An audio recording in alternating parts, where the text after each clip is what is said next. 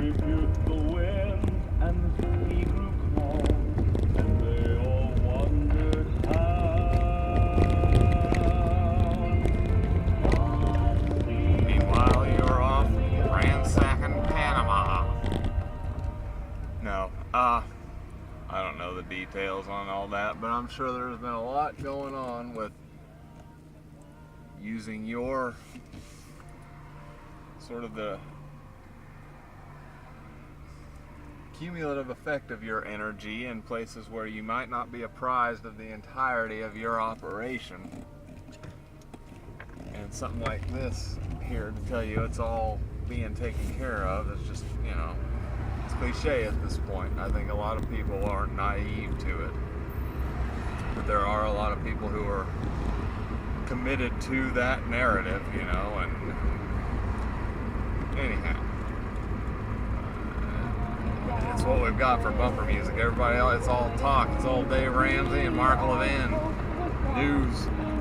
Anyhow, comments on the last uploads. Yes, it's a little bit pansy to feel bad for, in essence, winning out where competition was an element. I kind of wonder how much we take for granted in terms of, you know, because we're taught through sports and stuff, you know, that competition and winning is everything. And, you know, if we take it back to previous times where people aren't out here engaging in extracurricular fun, you know, and engaging in competition, and we don't know how much that is there to sort of callous you or soften you up to the idea of winning, you know. There would have been a time back there before you had organized sports and just extracurricular, you know, where if somebody loses, they might lose their freaking life, or they're really going to be suffering or whatever. And I know, that's the way of nature and all that stuff, but I don't know, I don't know the person's situation. It was probably a younger person. I've had lots of, well, I take it as insinuation. It's probably not from this many different people. But, you know, what I'm doing here is something classically but classically taken up by younger kids, you know, running around with their mower and just mowing yards for spending money. I've also heard a guy say that, you know, those kids, they're not out doing it anymore. So that's the guy that was kind of learning me to the game. He said, you know, kids don't do that as much anymore.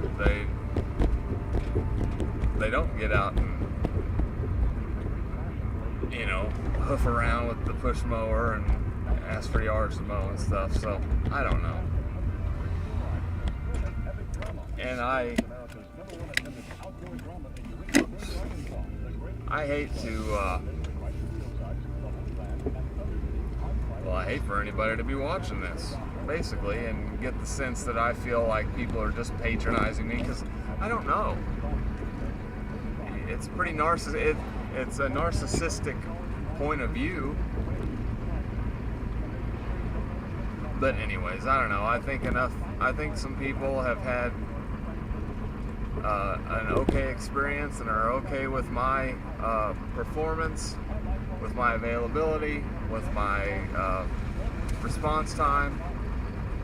And I think that were I more loaded with customers, more efficient, and, you know, making a living doing this, well, then I probably wouldn't be as prone to the thought that says I'm being sort of patronized a little bit or whatever.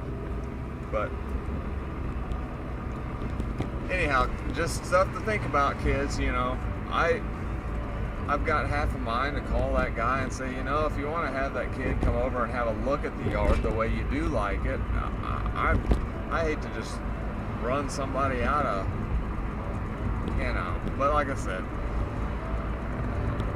there's no telling what's going on with that person. Just like there's no telling whether or not they're having a bad day, you know. And I overlook stuff. I try not to. I think oftentimes I get a little bit too involved. I get tunnel vision. And then I'll move over to a different section and get tunnel vision there, and I probably am not incredibly efficient for my own benefit in that regard.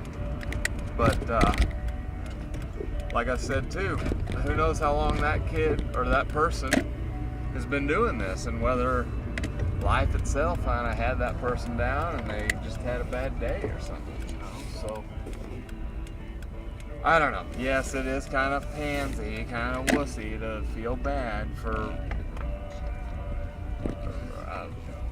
performing better than someone who, you know, had left someone with a less than impressed or less than satisfied impression. But there are other things, other aspects to consider, kids, and I think a lot of your folks are just going to say, nope, that's the way the world is. Okay. Well, then you're just a mammal, and we need to start thinking about these nipples, huh? It's all a bunch of catch when we use.